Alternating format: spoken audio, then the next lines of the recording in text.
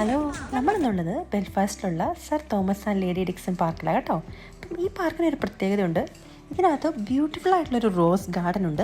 ഇത് ഏകദേശം ഒരു 120 ഏക്കേഴ്സ് ഉണ്ടെന്നാണ് പറയുന്നത്. റോസ് ഗാർഡനിലേക്ക് പോകുന്ന വഴിക്ക് ഇതുപോലുള്ള വുഡ് ലാൻഡ്സ് ഉണ്ട്. കിഡ്സിനൊക്കെ ആണെങ്കിലും ഇങ്ങനെ കയറി നടക്കാം, പിന്നെ ഫോട്ടോ ഒക്കെ എടുക്കാൻ പറ്റിയ നല്ലൊരു സ്ഥലമാണ് കേട്ടോ. അപ്പം നമ്മളിപ്പം നമ്മുടെ റോസ് ഗാർഡനിലേക്ക് എൻ്റർ ചെയ്യാൻ പോവാണ്. നിങ്ങൾ നോക്കിയേ, നല്ല ബ്യൂട്ടിഫുൾ ആയിട്ടുള്ളൊരു പ്ലേസ്. അപ്പോൾ ഞാൻ എൻ്റെ ലൈഫിൽ ഇത്രയും വെറൈറ്റീസ് ആയിട്ടുള്ള റോസസ് ഫസ്റ്റ് ടൈമാണ് കാണുന്നത്.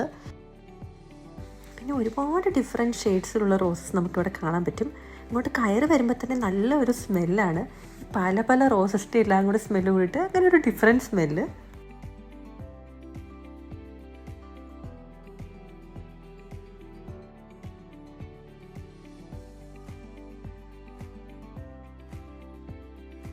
ഇത്ര നല്ലൊരു പ്ലേസിൽ എൻട്രി ഫീസ് ഒന്നും ഇല്ല എന്നുള്ളതാണ് വേറൊരു പ്രത്യേകത. നമുക്ക് ഫ്രീ ആയിട്ട് വന്ന് കണ്ടിട്ട് പോകാം.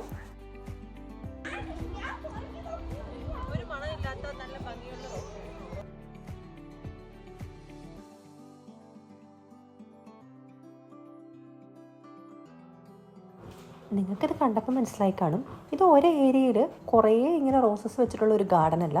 ഇതിങ്ങനെ പല ഏരിയകളിലായിട്ടാണ് ഇവർ സെറ്റ് ചെയ്തേക്കുന്നത്. അതായത് നമുക്ക് അത്യാവശ്യം നടക്കാനുള്ള സ്ഥലമുണ്ട്. സോ നടക്കാൻ ഇൻട്രസ്റ്റ് ഉള്ളവർക്ക് ഇത് അടിപൊളി പ്ലേസാണ്. ഞങ്ങൾ തന്നെ ഏകദേശം ഒരു 2 hours എടുത്തു ഫുള്ളായിട്ടൊന്ന് നടന്ന് കാണാൻ വേണ്ടിയിട്ട്. പിന്നെ ഫോട്ടോസിൻ്റെ കാര്യമൊന്നും പറയണ്ടല്ലോ, നല്ല സൂപ്പർ ഫോട്ടോസ് കിട്ടും ഇവിടുന്ന്. നിങ്ങളിത് കണ്ടോ, ഡബിൾ ഷെയ്ഡിലുള്ളൊരു റോസ്. നല്ല ഭംഗിയല്ലേ കാണാൻ വേണ്ടിയിട്ട്.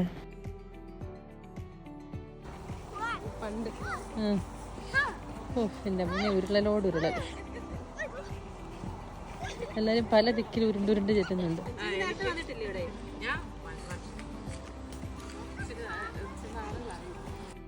അങ്ങനെ നമ്മൾ ഓൾമോസ്റ്റ് ഒരു 10 to 15 minutes വോക്ക് ചെയ്തിട്ട് നമ്മൾ അടുത്ത ഗാർഡൻ്റെ സെക്ഷനിലെത്തി. അതാണ് ഞാൻ പറഞ്ഞത്, നമുക്കിങ്ങനെ നടന്ന് വേണം ഇത് കാണാൻ വേണ്ടിയിട്ട്.